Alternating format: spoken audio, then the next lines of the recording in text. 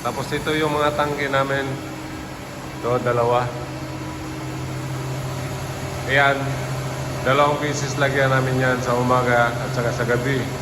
Ito naman sa umaga at saka sa gabi din. Sa isang tangke, dalawang beses gatasan yan. Ganito kahaba yung tangke niya. Ganyan. Yan kahaba yung tangke niya. Dalawa yan sila. Magkatabi.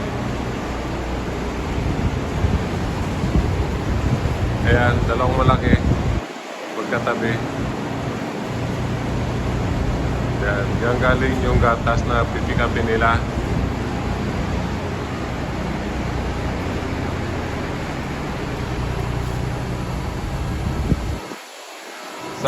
Sa isang tangke, ang laman nito is nasa 30,000 liters.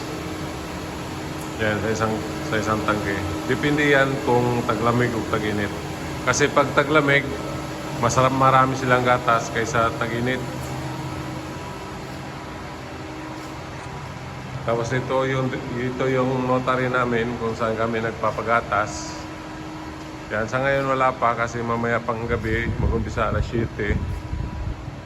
Papashare ko kayo mamayang gabi dito kung paano ang proseso ng pagkuha namin ng gatas. Tapos dadaan siya dito sa tubo.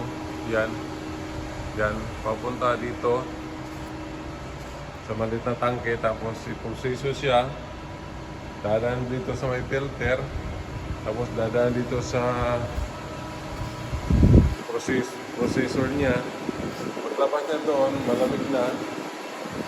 Hanggang doon sa tangke, nasa 2.2 degrees Celsius ang lamig niyan. Kaya pwede na siyang inumin. Pag galing na dyan sa tangke na yan, pwede na siya inumin. Fresh na fresh. Masarap, walang halong pag-chemical, walang halong preservative. Kaya mas masarap yung gatas pag presko.